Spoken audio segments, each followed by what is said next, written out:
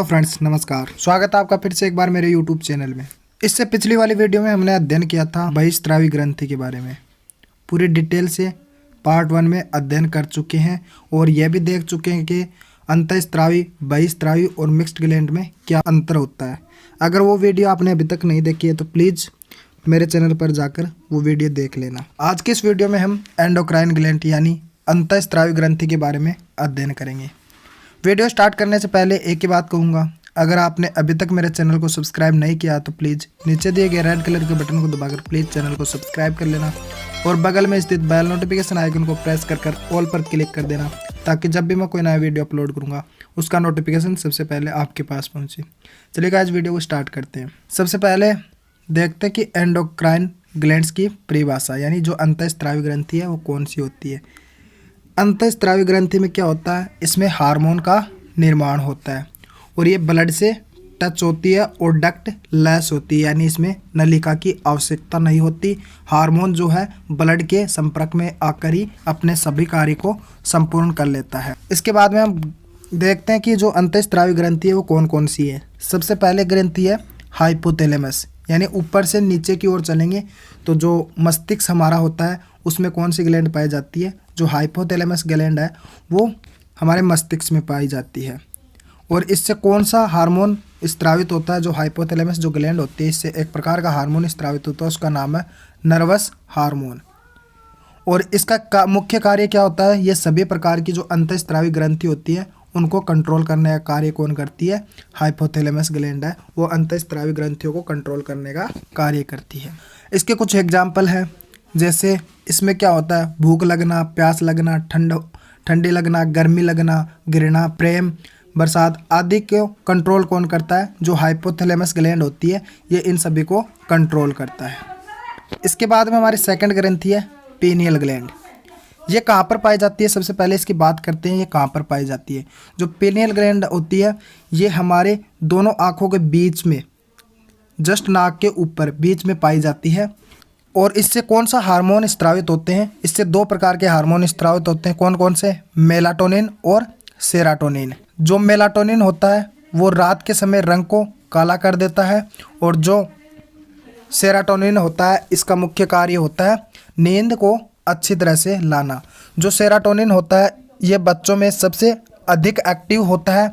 जब भी हम बच्चे को थोड़ा सा हिला देते हैं तो उसको नींद आने लगती है। इससे क्या है, जो सेरोटोनिन हार्मोन है वो स्रावित होने लग जाता है, इससे बच्चे अच्छी तरह से सो सके। जब व्यक्ति बड़ा हो जाता है तो इसमें सेरोटोनिन हार्मोन है वो अच्छे से वर्क नहीं करता। जो सेरोटोनिन जो पीनियल जो ग्लैंड होती है वो अच्छे से वर्क नहीं कर पाती, इसलिए जो बड़े बुजुर्ग लोग होते हैं उनको नींद कम आती है।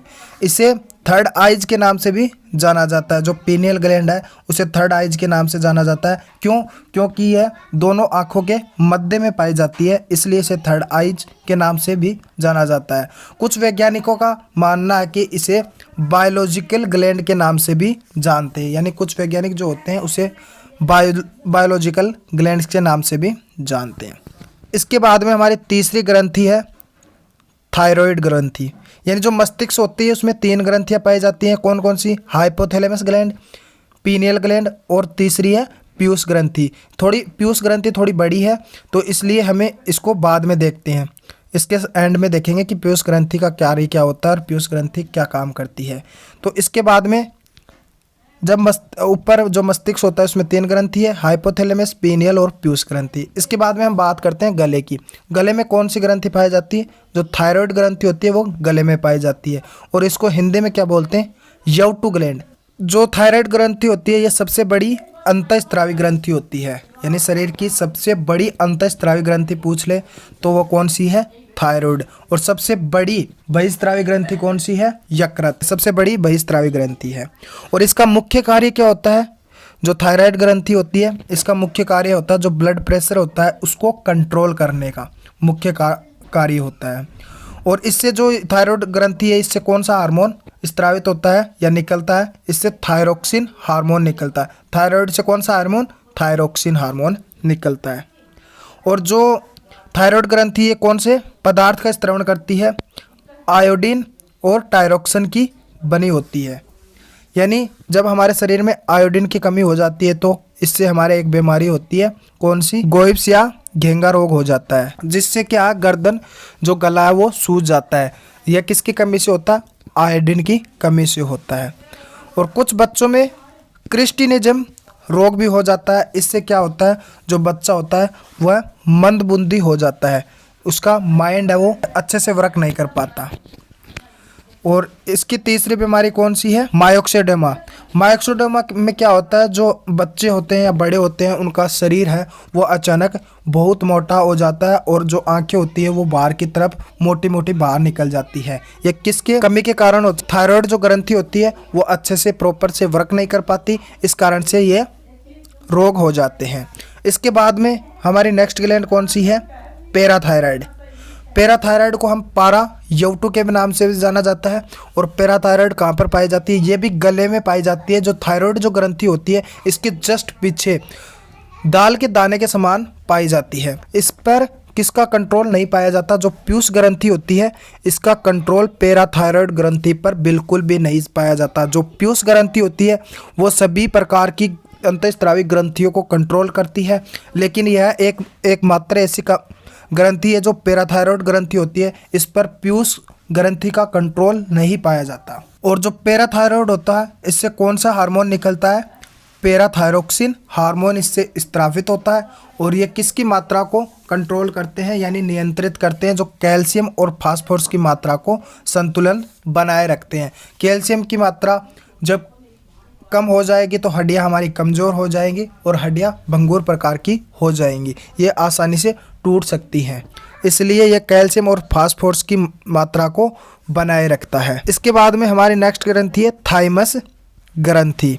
जो थाइमस ग्रंथि होती है ये कहाँ पर पाई जाती है, वक्ष में पाई जाती है, यानी जो छाती वाला भाग होता है यहाँ पर जो थाइमस ग्रंथि है ये पाई जाती है। थाइमस ग्रंथि का मुख्य कार्य क्या होता है, जो प्रोटीन और लिम्फोसाइट का निर्माण करना, यह थाइमस ग्रंथि का मुख्य कार्य है। यानी जो थाइमस ग्रंथि होती है इसका मुख्य कार्य क्या होता है, प्रोटीन और लिम्फोसाइट का निर्माण करना। जो प्रोटीन होता है वो किस में सहायक होता है, वृद्धि में सहायक होता है।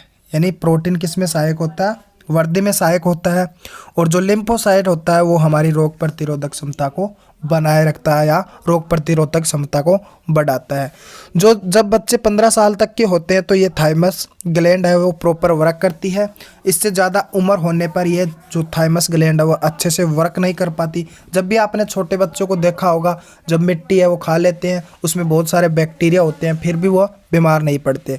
लेकिन जब यही कार्य 15 साल बाद में होता है, जब बड़े बुजुर्ग करते हैं तो थोड़ा सा भी टच होने पर वह बीमार होने लग जाते हैं। इसका मतलब है कि उसमें थाइमस ग्लैंड है वो प्रॉपर से वर्क नहीं कर पाती 15 साल के बाद में। तो एक बार आपको फिर से रिवाइज करा देता हूँ। जो मस्तिष्क होता है हमारे उसमें 3 प्रकार की ग्रंथि पाई जाती है, कौन सी, हाइपोथैलेमस ग्लैंड। और इसका मुख्य कार्य कौन सा होता है, जो सभी अंतःस्रावी ग्रंथि होती है उनको कंट्रोल करने का होता है। दूसरी मस्तिष्क में पीनियल ग्लैंड पाई जाती है। और तीसरी है ये पीयूष ग्रंथि पाई जाती है। इसके बाद में मस्तिष्क की बात हो गई। इसके बाद में जो गला होता है उसमें थायराइड और पैराथायराइड ग्रंथि पाई जाती है। थायराइड ग्रंथि से थायरोक्सिन हार्मोन निकलता है और पैराथायराइड से पैराथायरोक्सिन हार्मोन निकलता है। और इसके बाद में हमारी नेक्स्ट जो ग्लैंड है वो है थाइमस ग्लैंड, जो वक्ष या छाती में पाई जाती है। यानी गले के बाद में क्या आती है, छाती। तो ये कहाँ पर पाई जाती है, छाती यानी वक्ष भाग में पाई जाती है। और इसमें प्रोटीन और लिम्फोसाइट का निर्माण होता है। प्रोटीन जो है हमारी वृद्धि को कंट्रोल करने यानी वृद्धि को बढ़ाने में सहायक होता है, वृद्धि में सहायक होता है। जो लिम्फोसाइट होता है वो हमारी रोग प्रतिरोधक क्षमता को बढ़ाता है। इसके बाद में हम नेक्स्ट ग्रंथि की बात करते हैं। इसके बाद में हम बात करते हैं जो एड्रिनल ग्रंथि होती है, इसकी बात करते हैं। एड्रिनल ग्रंथि होती है ये कहाँ पर पाई जाती है, वक्ष के बाद में कौन सा भाग होता है, उदर गुहा। यानी यह उदर गुहा के जस्ट नीचे पाई जाती है। जो एड्रिनल ग्रंथि होती है ये अधिवृक्क भी इसे बोलते हैं, यानी जो किडनी होती है हमारी, ये किडनी हो गई। इसके ऊपर जो ग्रंथि पाई जाती है इस प्रकार से इसे बोला जाता है अधिवृक्क ग्रंथि यानी एड्रिनल ग्रंथि।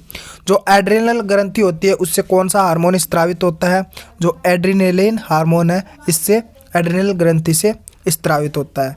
और इसका मुख्य कार्य क्या होता है, जो इमरजेंसी यानी आपातकालीन की जब स्थिति होती है तो यह हार्मोन स्त्रावित होता है।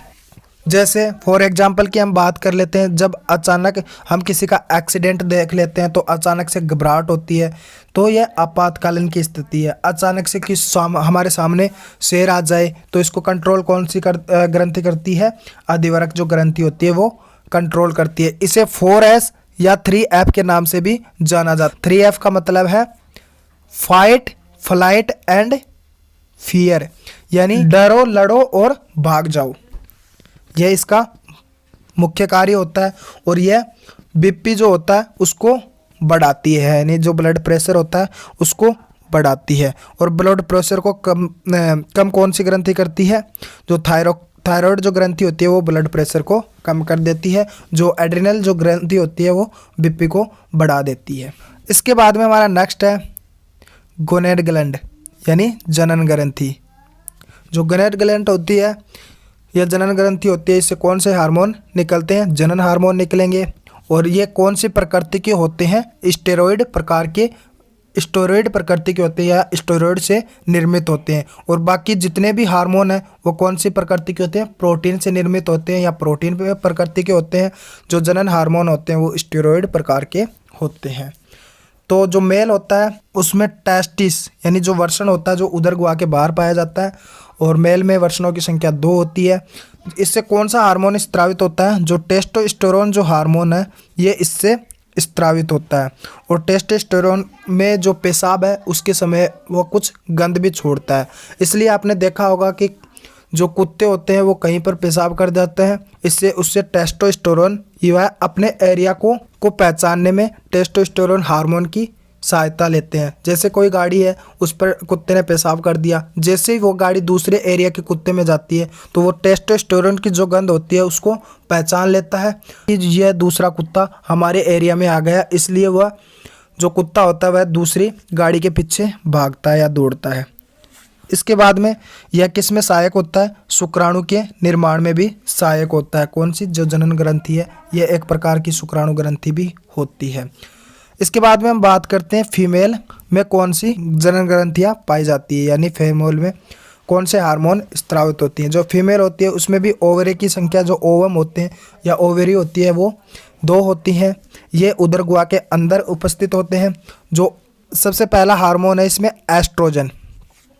एस्ट्रोजन का मुख्य कार्य होता है जो पीरियड निर्माण में सहायता करता है और जो ओवम के निर्माण में मदद करता है, ये इसका मुख्य कार्य होता है। और जो प्रोजेस्टेरोन होता है ये बच्चे को प्रोटेक्ट करता है, यानी प्रोजेस्टेरोन यानी बच्चे को क्या है? सुरक्षा प्रदान करेगा। यानी इसकी कमी, जब प्रोजेस्टेरोन की मात्रा में कमी हो जाती है तो जो बच्चा है वो 9 महीने से ही पहले ही जन्म ले लेता है। इसके बाद में तीसरा हार्मोन है रिलैक्सिन हार्मोन। ये हार्मोन किस में मदद करता है? जो बच्चे की जो नॉर्मल डिलीवरी होती है उसमें मदद कौन सा हार्मोन करता है? जो रिलैक्सिन हार्मोन होता है वो इसमें मदद करता है। इसके बाद में हमारी नेक्स्ट ग्रंथि कौन सी है? अब हम बात करते हैं हमारी पिट्यूटरी ग्लैंड यानी पीयूष ग्रंथि। कहाँ पर पाई जाती है? मस्तिष्क के अंदर पाई जाती है। मस्तिष्क पे में कहाँ पर? आधार तल के ऊपर। जैसे मान लो ये मस्तिष्क हमारा, यहाँ पर कौन सी ग्रंथि पाई जाती है? जो पीयूष ग्रंथि होती है वो पाई जाती है, यानी अधर तल पर पाई जाती है। यह सबसे छोटी ग्रंथि होती है, यानी इसका वेट है वो 0.6 ग्राम होता है। और यह सबसे छोटी ग्रंथि कौन सी होती है? पीयूष ग्रंथि। और इससे भी छोटी ग्रंथि कौन सी होती है? Pineal gland. यह सबसे छोटी ग्रंथि होती है। जो पीयूष ग्रंथि है इसका मुख्य कार्य क्या होता है? जो बॉडी होती है उसको, बॉडी के सभी जो हार्मोन होते हैं उनको कंट्रोल करने का कार्य कौन करती है? पीयूष ग्रंथि करती है। पीयूष ग्रंथि होती है, इसे मास्टर ग्लैंड के नाम से भी जाना जाता है। क्यों जाना जाता है? ये सभी हार्मोन को कंट्रोल करती है, यानी जो हमारे बॉडी है उसमें सभी प्रकार के हार्मोन को कंट्रोल कौन करती है? पीयूष ग्रंथि, सिवाय एक छोड़ के। कौन से? पाराथायरॉयड जो हार्मोन होता है उसको कंट्रोल नहीं करती। कौन सी ग्रंथि? पीयूष ग्रंथि। बाकी सभी हार्मोन को कंट्रोल करती है। इससे कौन कौन से हार्मोन स्त्रावित होते हैं देखते हैं। सबसे पहला TSH यानी थायराइड स्टिमुलेटेड हार्मोन। जो थायराइड स्टिमुलेटेड जो हार्मोन होता है इसमें थायरोक्सिन की कमी होने पर यह थायरोक्सिन का निर्माण करता है, यानी जो थायरोक्सिन हार्मोन होता है, जो थायराइड होता है वो थायरोक्सिन बनाने में मदद करता है। और ये किसको उत्तेजित करता है? जो थायराइड ग्रंथि होती है उसको उत्तेजित करता है। कौन? Thyroxine hormone. इसके बाद में हमारा सेकंड है एसटीएच यानी सोमेटोट्रोपिक हार्मोन, यानी सोमेटोट्रोपिक हार्मोन। ये किस में भाग लेता है? जो वृद्धि होती है उसको कंट्रोल करता है। जो हमारी वृद्धि होती है इसको कंट्रोल करता है। जब इसमें एसटीएच की मात्रा अधिक हो जाती है तो हमारा शरीर बहुत अधिक बढ़ जाता है, शरीर दैत्याकार हो जाता है। अगर इस हार्मोन की कमी होने पर हमारा जो शरीर है वो बौना रह जाता है, यानी हमारा जो शरीर है वो छोटा कद का रह जाता है। इसके बाद में तीसरा हार्मोन कौन सा है? एलटीएच यानी लैक्टोगोनिक हार्मोन। कौन सा? एलटीएच यानी लैक्टोगोनिक हार्मोन। इसका मुख्य कार्य क्या होता है? दूध का निर्माण करना, या इसे प्रोलैक्टिन हार्मोन के नाम से भी जाना जाता है। तो जो एलटीएच होता है वो दूध का निर्माण करता है, और जो दूध का स्त्रावण कौन सा हार्मोन करता है? ऑक्सीटोसिन जो हार्मोन होता है वो दूध को स्त्रावण में मदद करता है। जब छोटे बच्चे होते हैं उनमें इतनी क्षमता नहीं होती कि वो दूध को आसानी से पी सके, इसलिए जो ऑक्सीटोसिन हार्मोन होता है यह उसमें मदद करता है दूध को स्त्रावित करने में, ताकि जो छोटा बच्चा होता है वो आसानी से दूध पी सके। इसके बाद में हमारा नेक्स्ट है वेसोप्रेसिन हार्मोन। जो वेसोप्रेसिन जो हार्मोन होता है इसमें क्या होता है? जो पेशाब की सांद्रता होती है उसको कंट्रोल करता है। जब जो वेसोप्रेसिन होता है इसकी मात्रा बढ़ जाने पर जो पेशाब है उसकी सांद्रता बढ़ जाती है, यानी जो पेशाब है वो गाढ़ा हो जाता है। और जो वेसोप्रेसिन है इसकी मात्रा कम हो जाने पर पेशाब एकदम पतला हो जाता है, यानी पानी की तरह हमारी जो बॉडी है उसमें पानी की कमी होने लग जाती है, यानी जो हमारी बॉडी होती है उससे पानी बाहर निकलने लग जाता है पेशाब के साथ। तो दोस्तों आज की वीडियो हमारी इतनी थी, मिलते हैं नेक्स्ट वीडियो में। आई होप कि आपको ये समझ में आ गया होगा। अगर आपको वीडियो अच्छा लगा तो प्लीज़ लाइक, शेयर और कमेंट ज़रूर कर देना। और अभी तक आपने मेरे चैनल को सब्सक्राइब नहीं किया तो प्लीज़ नीचे दिए गए रेड कलर के बटन को दबाकर प्लीज़ चैनल को सब्सक्राइब कर लेना, और बगल में स्थित बेल नोटिफिकेशन आइकन को प्रेस कर ऑल पर क्लिक कर देना, ताकि जब भी मैं कोई नया वीडियो अपलोड करूँगा उसका नोटिफिकेशन सबसे पहले आपके पास पहुँचे। तीसरी पार्ट में हम बात करेंगे पार्ट नंबर 3 में, कौन सी जो मिक्स ग्लैंड है यानी मिश्रित ग्रंथि है, इसके बारे में हम पूरे डिटेल से अध्ययन करेंगे पार्ट 3 में। तो दोस्तों तब तक के लिए bye bye and take care friends. जय हिंद दोस्तों।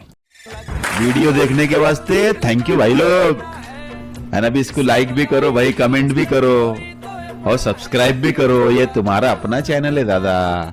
अच्छा सुनो, सब्सक्राइब करते वक्त ना घंटी बजा देना, ताकि जब मैं ऑनलाइन आऊँ तो तुम्हारे फोन की भी घंटी बजे।